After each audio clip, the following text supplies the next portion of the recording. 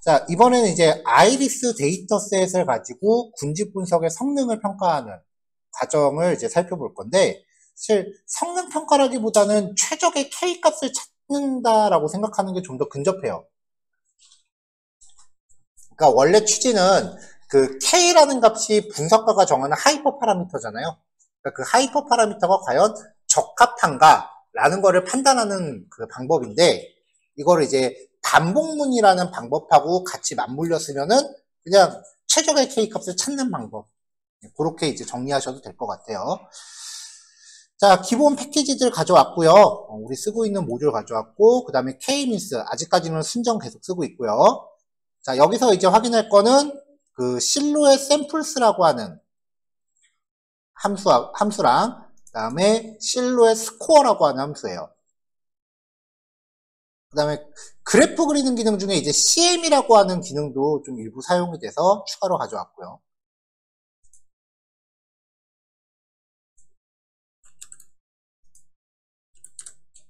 임포트 형식을 그냥 우리 스타일에 맞게 합시다.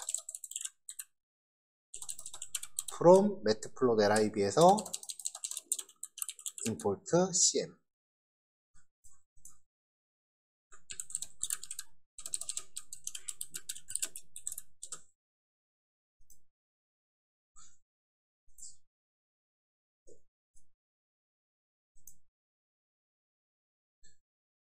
근데 얘를 굳이 안 써도 될 것 같은데? 잠깐만요. 얘가 그 컬러 맵 처리 유틸리티예요. 아무래도 군집별로 색깔을 좀 다르게 설정하려다 보니까 이제 좀 들어간 거예요.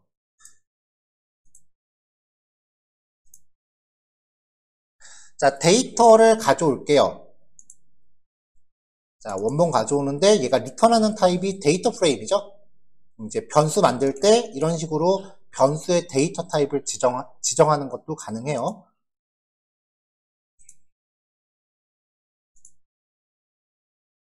자, 데이터 가져왔고 뭐 굳이 정보 출력할 필요 없을 것 같아서 따로 출력을 안 했고요.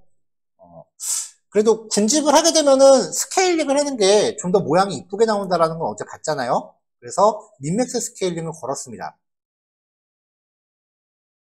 네, 잠시만요. 이거 계속 안내문이 떠갖고 이거 별로 안 좋네. 아까 제가 설정을 좀 바꿨거든요.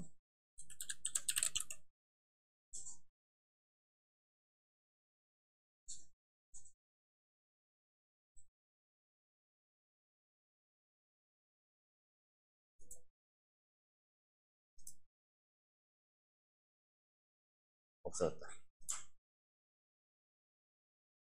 설정에서도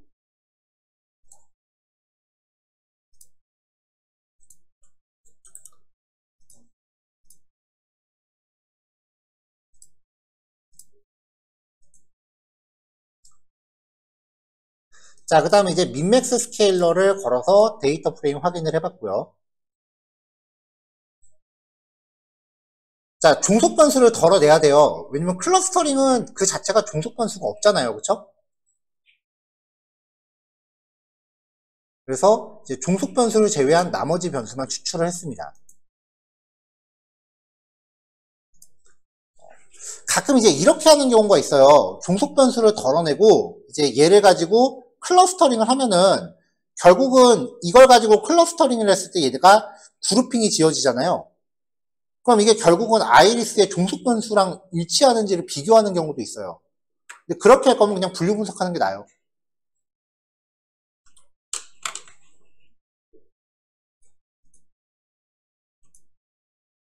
자, 데이터 프레임 가져왔고요. 군집 모형을 구현을 해볼게요.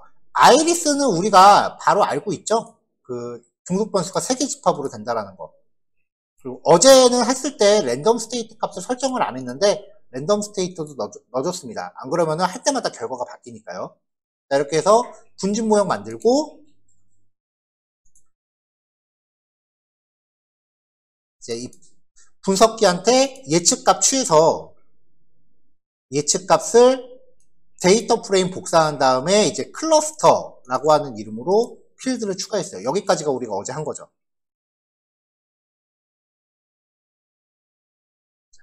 자, 그러면 얘가 이제 각각의 데이터별로 몇 개씩의 어떤 집단에 속해 있다. 이렇게 분류를 해주죠.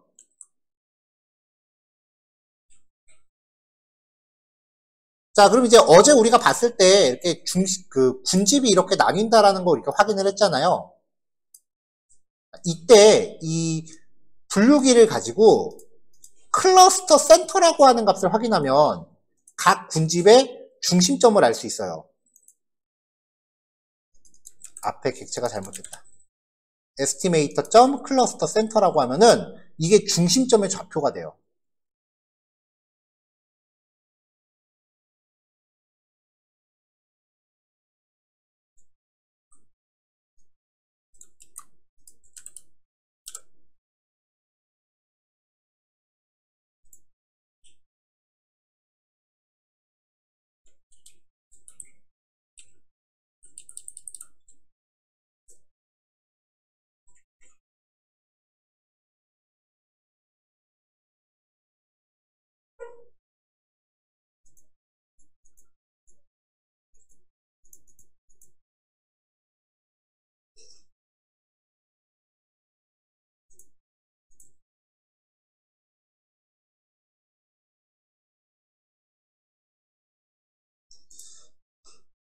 자, 그래서 요 중심점의 좌표를 이따가 맨 밑에서 한번 시각화하는 게 나올 거예요.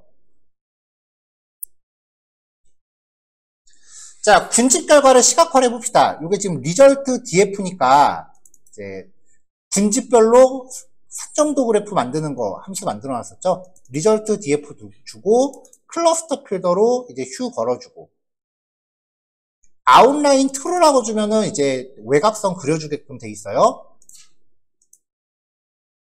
자, 그럼 이제 군집별로 이렇게 변수들을 전부 변수가 지금 4개니까 A, B, C, D 얘가 지금 함수 작동 방법이 이렇게 묶고 이렇게 묶고 이렇게 묶고 마지막에 A랑 D랑 묶고 이렇게 하거든요.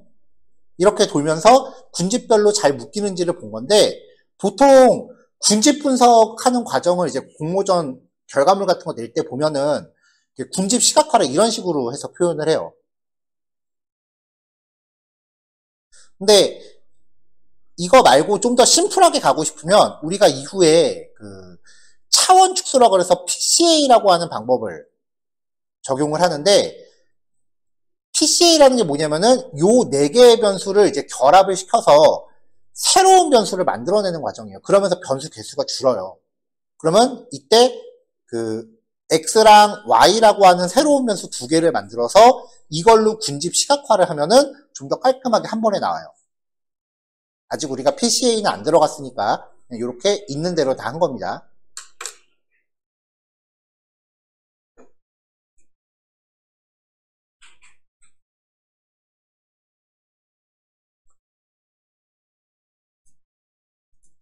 자, 군집 결과 시각화 코드를 제가 좀 수정을 했는데요.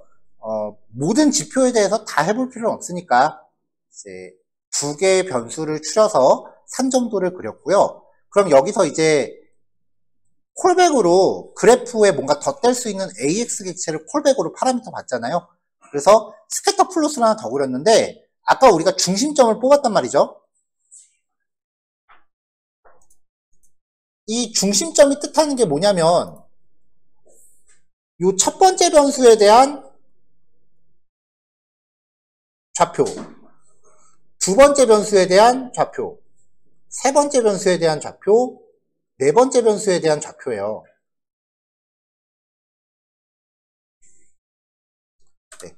그래서 이제 요거를 가지고 각각 군집에 대한 중심점을 여기 덧대서 찍었어요. 그럼 이제 여기가 이 꽃잎들을 분류하는데 중심점으로 지금 사용이 되고 있는 위치다 라는 거죠.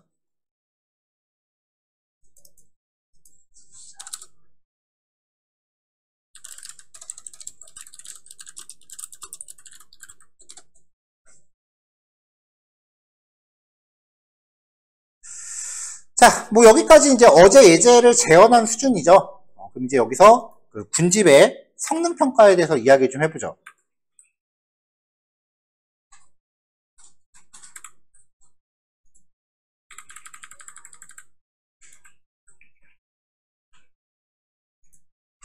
자, 먼저 첫 번째 평가 지표는 이너셔라고 하는 값이에요. 이게 K-means 클러스터링의 성능 지표인데요. 각 샘플하고 중심이 이동하는 자치 사이의 평균 제곱거리를 측정한 값이에요. 그래서 클러스터 수하고 반비례를 해요. 클러스터 수가 높을수록, 클러스터 개수가 많을수록 이 값은 점점점 줄어들겠죠. 그래서 클러스터 수를 늘려가면서 반복적으로 실행한 값이 점점 작아집니다. 이게 특징이에요.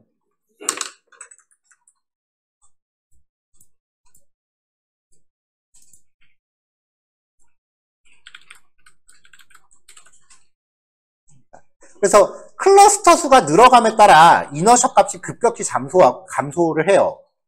근데 어느 지점부터는 완만하게 감소하는 지점이 생기는데 그 지점이 최적 클러스터 수를 의미하고요. 여기를 엘보우 포인트라고 불러요. 자, 그래서 실제로 해보려고 클러스터 수를 2에서 10개까지 늘려가면서 리스트를 만들었어요. 그럼 이걸로 반복을 때려요. 그러면서 요 반복이 지금 2에서 10까지니까 이걸 K 값으로 지정을 해갖고 여기에다가 지정을 해준 거죠. 그러면 2에서 10까지 순차적으로 세팅이 되겠죠. 이렇게 해서 군집을 나누고요. 이때 측정되는 이너셔 값은 그 분류객체점 이너셔라고 하면 나와요. 요 값을 리스트에다 쌓았습니다.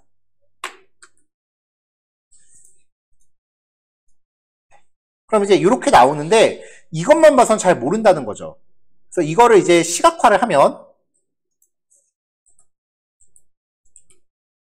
선그래프를 그려요. 전달하는 데이터 프레임은 없고 X축에는 이 클러스터의 리스트를 바로 줬고요. Y축에는 우리가 도출한 이너셔 값을 줬어요. 데이터 포인트는 이제 마커 5 지정해주고 콜백으로는 그냥 제목만 좀 달아줬어요. 자, 그럼 이제 이렇게 나온단 말이죠. 이걸 봤을 때, 자, 여기는 되게 급격하죠? 여기는 앞에 거랑 비교해서 좀 완만하죠? 여기도 완만하죠? 그러면 이제 점점점 완만해졌을 때, 대체적으로 봤을 때, 그 옆에 거랑 비스무리하게 완만해지면은 여기잖아요. 그러면 요거의 전께 이제 엘보우 포인트가 된다는 거죠. 근데 이거는 굉장히 주관적일 수밖에 없어. 저는 아무리 봐도 여기 같은데요? 반박할 말이 없어.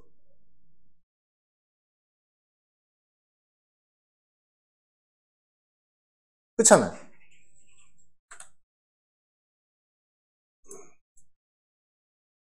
자, 그래서요. 요 사이 값의 차이를 다 구해요. 요 사이 값의 차이를 구해요. 그래서 요 차이의 평균을 내요.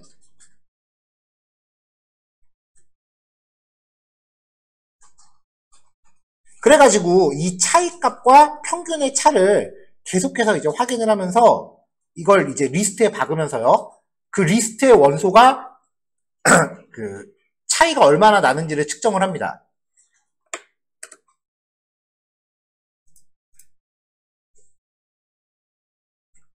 자, 그래서 변화율을 계산을 해볼게요. 체인지 레이트. 여기 처음에 거는 변화율이 없잖아요. 전에 데이터가 없으니까. 여기 앞에 거는 0이라고 놓고요.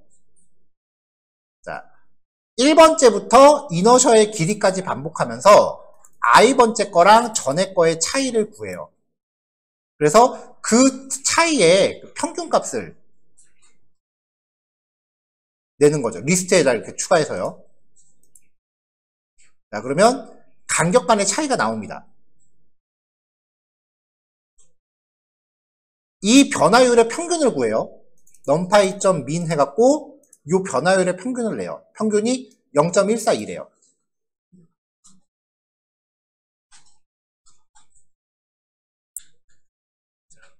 자, 다시 이 차이값 요걸 가지고 반복을 돌아요. 이게 차이죠. 이게 이너셜 값의 그 각 구간의 차이죠. 이걸 가지고 반복을 돌아요. 반복을 도는데 만약에 그 차이 값이 평균보다 작다면 그 i를 전달해줘요.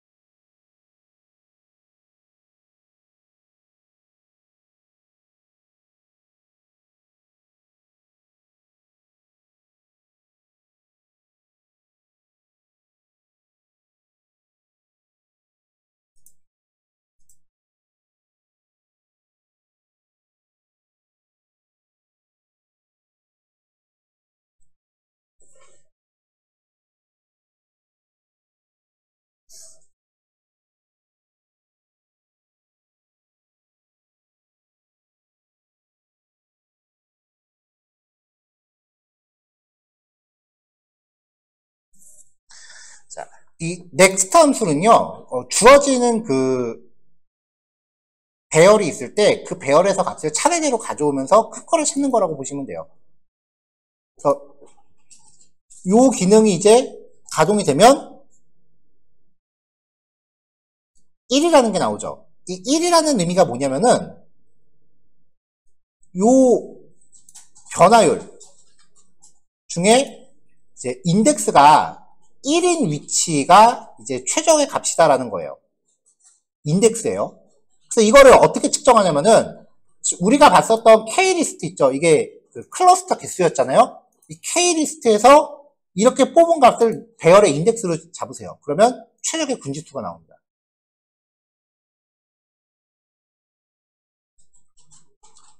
자, 이걸 가지고 그래프를 다시 그릴게요. 자, 이너셜 포인트 다시 그릴게요. 선그래프 그리면서 클러스터 개수랑 이너셜 값 요거까지는 아까랑 똑같죠? 자, 여기까지는 아까랑 똑같은 그래프예요. 이렇게 여기에다가 이 AX를 받아서 X축에는 K리스트에서 엘보우 포인트 값이 3이었죠. X축 3인 위치에 세로 직선을 그리는 거예요. V라인, 버티컬 라인. 그리고 거기에다가 텍스트라는 그런데 X축에서는 3에다가 오른쪽으로 0.1 정도 더 보내고 Y축으로는 이너셜 값에다가 위로 0.1 그러니까 요 점 기준으로 살짝 띄워놓은 거죠. 거기다 베스트 K라고 해서 찍으면 얘가 최적의 K 값을 시각화로 보여줘요.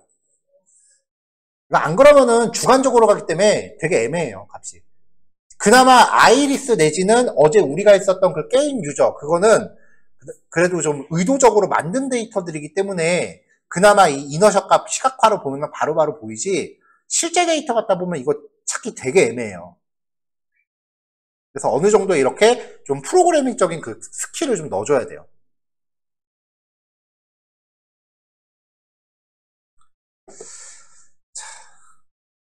자, 그 다음 내용은 이제 실루엣 점수, 실루엣 개수라고도 부르는데요.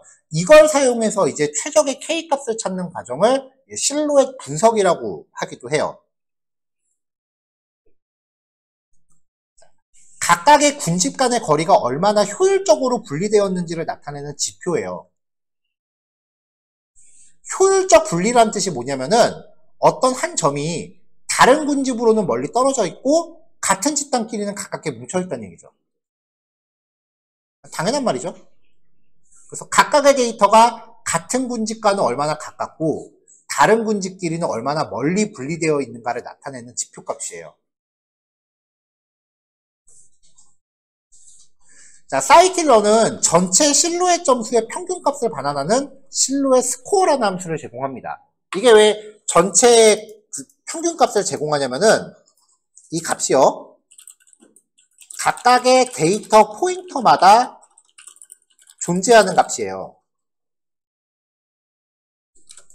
그래서 실제 그 지표 성능평가 기준을 뽑으려면 여기서 평균을 내는 거죠. 마이너스 1에서 1 사이 범위를 가지고요. 1에 가까울수록 좋은 군집으로 보고요. 0인 경우는 클러스터가 겹친다.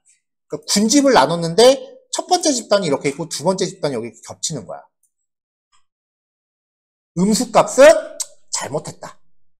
뭐 그런 뜻이에요. 자, 그래서 이제 실루엣 샘플스라는 값을 데이터 프레임하고 클러스터 개수를 이렇게 지정을 해주면 각각의 데이터 포인터마다 이렇게 실루엣 개수라는 게 나와요. 근데 이거 갖다가는 쓰기가 좀 애매하잖아요. 그래서 실루엣 스코어라고 하면은 이제 위에서 모여진 요거에 대한 그 평균을 구합니다. 매트릭, 거리 측정법이에요. 유클리디안 쓰시면 되고요.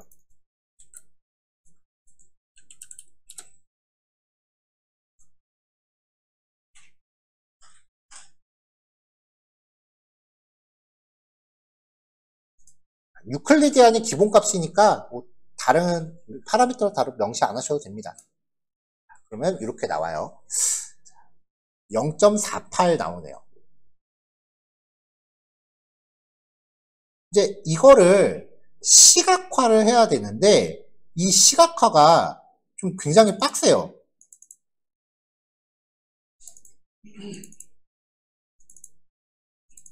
그래서 저도 사이킬런이 제공하는 함수를 그냥 퍼왔어요.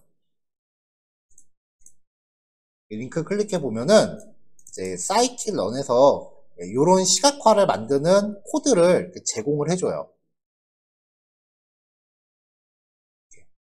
근데 코드가 좀 난잡스러워서 일단 얘를 함수로 묶어서 가져왔어요. 일단 요번 교시는 얘까지만 해볼 거예요.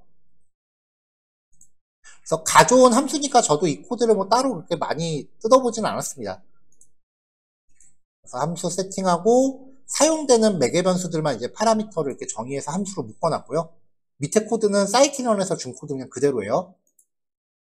자, 그래서 얘를 함수로 호출하면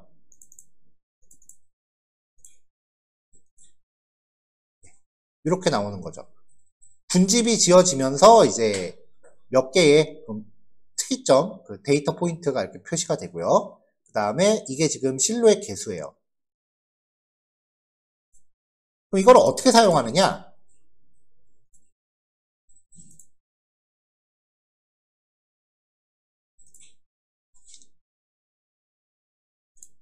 아까처럼 아까 그 이너셔 값, 엘보우 포인트 봤던 것처럼 반복을 도는 거죠. 아까 위에 코드.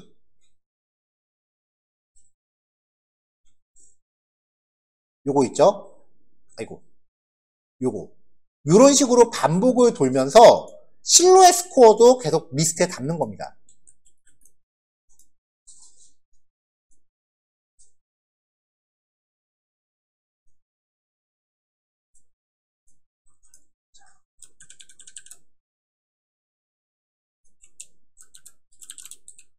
자, 2에서 10까지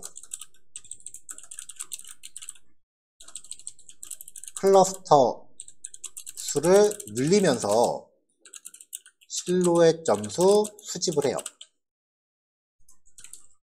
자, 여기는 변수 이름 실루엣.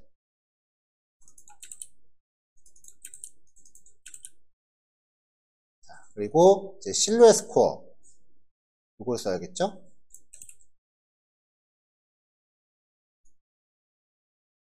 자, 얘한테 df2 그리고 라벨스는 클러스터는 estimator.predict에서 받아내고요.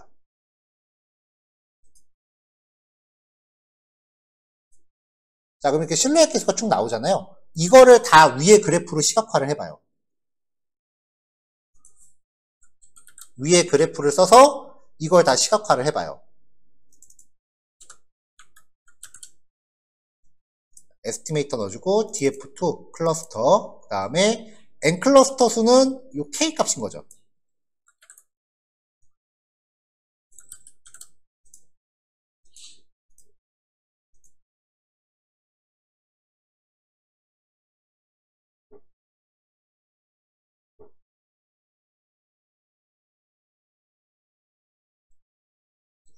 자, 클러스터 수가 늘어남에 따라서 이렇게 쭉 나오는데, 이 실루엣 계수의 시각화 결과물을 봤을 때, 여기에 지금 이렇게 약간 좀 못생긴 막대기가 있잖아요. 이게 클러스터예요.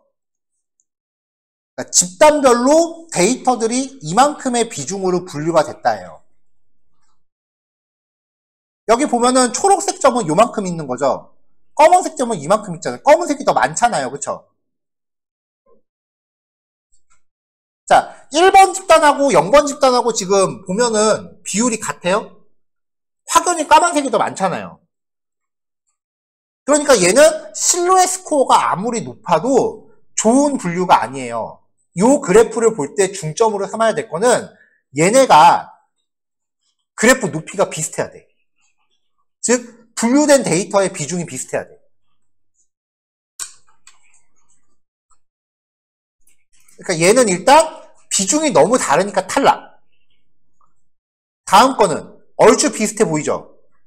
그 다음에 실루엣 스코어가 0.483.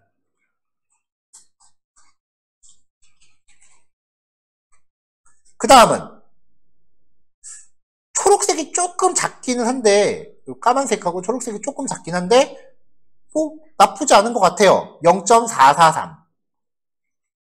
얘는 파란색이 엄청 많으니까 탈락.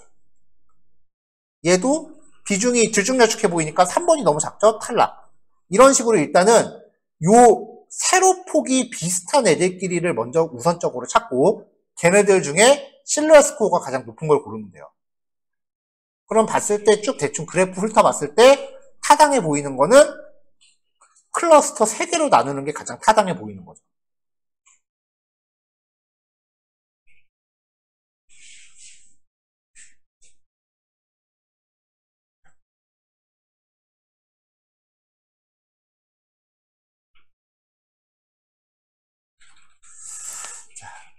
자, 저는 이렇게 그래프하고 그 다음에 요거 분집 결과 요거를 같이 표시하는 게 좀 더 해석하기가 편한 것 같아서 요거를 이제 주로 사용을 하는데 인터넷에 돌아다니는 코드는 얘는 빼버리고 이것만 서브플롯으로 한 번에 풀어놓은 함수들이 돌아다녀요.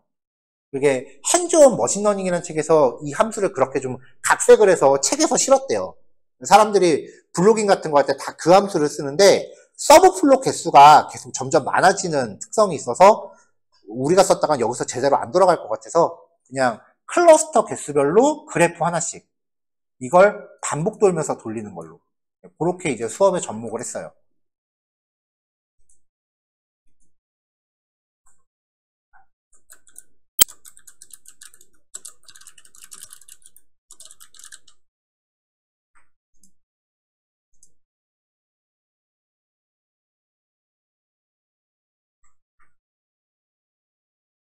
자, 코드 다 올라갔으니까 요거 실습해 보시면 됩니다. 제가 봐선 최소 3, 40분 이상 걸릴 것 같은데 웬만하면은 요 함수 있죠? 요 함수. 요 함수는 직접 코딩하지 마세요. 저도 안 했어요, 이거. 이거 그냥 복사해서 가져오세요. 자, 여기까지입니다.